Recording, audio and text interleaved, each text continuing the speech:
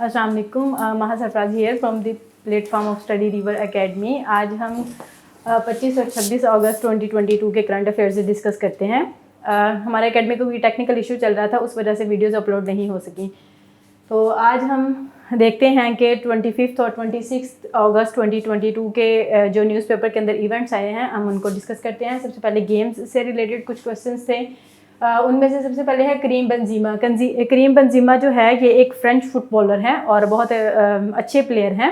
इनको recently UEFA ने men's player of the year का अवार्ड दिया है या इनको ये डिक्लेयर किया है। ठीक हो गया। फिर दूसरे नंबर पर है केंटो मोमोटा। ये एक बैडमिंटन स्टार हैं और ये जापान से बिलोंग करते हैं। फिर उसके बाद 2022 की BWF वर्ल्ड चैम्पियनशिप जो है ये 22 से 28 अगस्त 2022 में हुई है और ये जापान के अंदर हुई है। तो ये BWF जो वर्ल्ड चैम्पियनशिप है ये भी बैडमिंटन से रिलेटेड है। फिर उसके बाद न्यूजीलैंड की जो नेशनल क्रिकेट टीम है उसको ब्लैक कैप्स कहते हैं। मैंने आपको कुका बुरास का बताया था, आप लोग कमेंट में ड्रॉप करके बताएं मैसेजेस। मैंने कुका बुरास का किसकी नेशनल टीम को बताया था, आपको क्या बताया था मैंने इसका। फिर उसके बाद है दूसरा पॉइंट जो था वो ये पर्सनैलिटीज़ से रिलेटेड है, उसको हम डिस्कस कर लेते हैं। सबसे पहले है Mahathir Mohamad Malaysian prime minister थे और 2 टाइम्स वहाँ के प्राइम मिनिस्टर रह चुके हैं और कहा जाता है कि ये मलेशिया के लॉन्गेस्ट सर्विंग प्राइम मिनिस्टर भी है। इनकी रिसेंट ये न्यूज़ आई हुई थी, जो नजीब रज़ाक है, मैंने उससे रिलेटेड पिछली वीडियो के अंदर डिस्कस किया हुआ था, उनसे रिलेटेड इनकी न्यूज़ थी। मैं एक दफ़ा नजीब रज़ाक का बता देती हूँ कि उनकी क्या न्यूज़ थी। नजीब रज़ाक जो हैं ये भी मलेशियन एक्स प्राइम मिनिस्टर थे, फॉर्मर प्राइम मिनिस्टर थे। तो उनको 12 साल की जेल की सज़ा हुई थी। तो महातिर मोहम्मद ने कहा है पॉसिबिलिटी है कि इनको रॉयल पार्डन मिल जाए, नजीब रज़ाक को 12 साल की सज़ा माइट भी उनकी माफ़ कर दी जाए।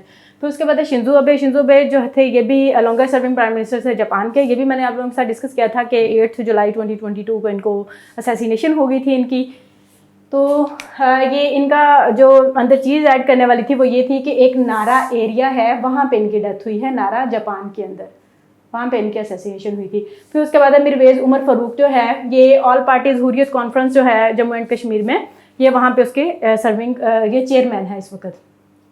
तो उसके बाद है मैक रदरफोर्ड जो है ये ब्रिटिश बेल्जियन नेशनल है और इनकी एज जो है इस वक्त 17 है और ये इन्होंने रिसेंटली एक रिकॉर्ड मेंटेन किया है। इन्होंने पूरी दुनिया को अकेले ही उसकी सैर की है। तो ये इन्होंने यंगेस्ट पर्सन बन गए हैं दुनिया के जिन्होंने सोलो वर्ल्ड का टूर किया हो। फिर उसके बाद है हज़रत जो बाबा बुल्ले शाह है, ये हमारे एक पंजाबी पोइट हैं, बहुत इंपॉर्टेंट है, आप सबको पता है। तो ये कसूर के अंदर इनका मज़ार है। अभी रिसेंटली इनका उर्स स्टार्ट हुआ है, उसका उर्स का जो नंबर है वो देख लें 265 और ये 3 दिन का होता है। 26 नवंबर 2022 को इसका आगाज़ हुआ था और 3 दिन का ये होता है। फिर उसके बाद है एमन अल जवाहिरी। इसका मैंने आप लोगों को बताया था कि ये अलकायदा के अमीर थे, ये भी बहुत इंपॉर्टेंट पर्सनालिटी थी और USA के ड्रोन अटैक में इसको भी मार दिया गया था अफगानिस्तान काबुल के अंदर। तो 31 जुलाई इनकी डेट थी। लेकिन इसकी जो एड यूज़ करने वाली है वो ये है, इंपॉर्टेंट बात वो ये है कि ये इजिप्शियन डॉक्टर थे और जो 9/11 हुआ था ना अमेरिका का टेररिस्ट अटैक, उसमें इनका बहुत इंपॉर्टेंट रोल था, सितंबर 11 2001 वाला। तो इनकी ये है कि अफ़गानिस्तान वाले जो हैं अभी तक इसकी डेथ को डिक्लेयर नहीं कर रहे, वो ये कह रहे हैं हमें अभी तक इसकी डेड बॉडी नहीं मिल रही, कह रहे हैं पता नहीं ये इनकी अभी असैसिनेशन हुई भी है या नहीं। फिर उसके बाद है कुछ फेडरल मिनिस्टर्स हैं पाकिस्तान के, उनको डिस्कस कर लेते हैं। सबसे पहले है federal minister for human rights Riaz Hussain Pirzada. उसके बाद है federal minister for board of investment and special initiative के सालिक हुसैन। फिर उसके बाद कुछ प्राइम मिनिस्टर्स हैं, प्राइम मिनिस्टर्स का देख लेते हैं। चाइना का ली कियांग, सबको पता है। फिर उसके बाद जम्मू एंड कश्मीर का है सरदार तनवीर इलियास और मलेशिया का है इस्माइल साबरी यकूब। मलेशिया की वही बात मैंने आप लोगों को बता दी जो इम्पोर्टेंट बात थी अंदर से देखने वाली। फिर उसके बाद एक अमीर और एक किंग का जिक्र था। अमीर ऑफ कुवैत जो है, शायद मैंने पहले भी बताया हुआ है, वो है शेख तमीम बिन हमाद अल थानी। ये याद कर लें, ये में पूछ सकते हैं। तो उसके बाद है मलेशिया के इस वक्त किंग जो है वो है अल सुल्तान अब्दुल्ला ऑफ पहांग और ये 2019 के अंदर बने थे। फिर उसके बाद कुछ मिसलेनियस क्वेश्चंस हैं। मिसलेनियस क्वेश्चंस के अंदर सबसे पहले ये था कि पाकिस्तान के अंदर 18 से कम उम्र की जो बच्चियां होती हैं उनमें से 21% ऐसी हैं जो चाइल्ड ब्राइड्स बन जाती हैं, बजाय इसके कि उनको अच्छी हेल्थ फैसिलिटीज़ दी जाएँ, एजुकेशन अच्छी दी जाए, तो उनको चाइल्ड ब्राइड्स बना दिया जाता है। हो सकता है उनमें से फ्यूचर में बहुत सारी हमारी कमिश्नर्स हों, डॉक्टर्स हों, लेकिन ये लोग नहीं सोचते। फिर उसके बाद है जर्मनी का ये बताया हुआ था कि इसने दुनिया की world's first hydrogen powered rail fleet इसने अभी रिसेंटली लॉन्च की है 24 अगस्त 2022 में।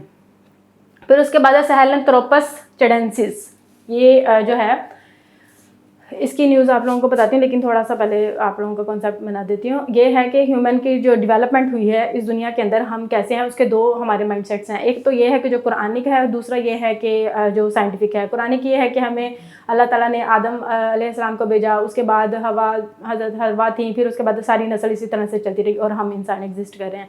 साइंटिफिक ये है कि पहले बैक्टीरिया बने, माइक्रो ऑर्गेनिज्म बने, उनकी डेवलपमेंट होती रही, फिर क्या जाता है कि मंकीज़ वगैरह बने, फिर उनसे ह्यूमंस की डेवलपमेंट हुई। तो अब उन्हीं से ये जो साइंटिफिक माइंड का जो माइंडसेट है उससे रिलेटेड ये न्यूज़ आई थी। उसका ये है कि ह्यूमन फैमिली के अंदर सहेलनथ्रोपस चैडेंसिस को ओल्डेस्ट स्पीशी माना जाता है। और इसका ये है कि इसकी जो स्कल थी, मतलब ये जो स्कल होती है, इसके जो सैंपल्स थे 2001 के अंदर चैड के एक साइंटिस्ट था, चैड के अंदर, चैड एक कंट्री जो चैड, उसके अंदर माइकल ब्रंट और इसकी टीम ने इसकी स्कल को डिस्कवर किया था 2001 के अंदर। अब ये चार्ड के अंदर हुई थी। चार्ड को कैसे याद करना है, चार्ड इसमें भी आ रहा है, चैड इसमें भी आ रहा है, चैडेंसिस, ठीक हो गया। फिर उसके बाद है, कहा जाता है कि जो सहेलनथ्रोपस चैडेंसिस है 7 से 8 मिलियन ईयर्स अगो के हैं, मतलब ये तब से स्पीशी एग्जिस्ट कर रही है। फिर उसके बाद रोहिंग्या मिलिट्री क्रैकडाउन कब हुआ था, ये मैं काफ़ी बार आप लोगों के साथ डिस्कस कर चुकी हूँ, 25 अगस्त 2017 के अंदर। और रिसेंटली इन्होंने 25 अगस्त को अपनी 5th एनिवर्सरी को सेलिब्रेट किया है, या फिर उसको ऑब्जर्व किया, ऑब्जर्व आप कह सकते हैं। फिर उसके बाद है लैटविया जो है ये एक कंट्री है यूरोप के अंदर। इसने रिसेंटली सोवियत इरा का एक मॉन्यूमेंट है, तकरीबन उसकी हाइट 79 मीटर थी, उसको इसने डिसमेंटल कर दिया। वो क्यों डिसमेंटल किया, वजह यह है कि रशिया ने जो यूक्रेन पे अटैक किया था उसकी वजह से।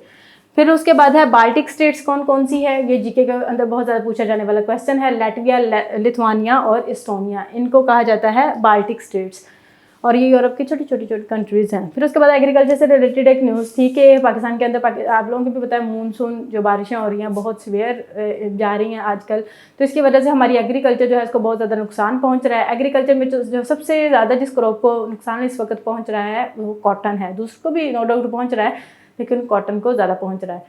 तो मैं साइड पर हो जाती हूँ, आप लोग काइंडली इसका स्क्रीनशॉट ले लें।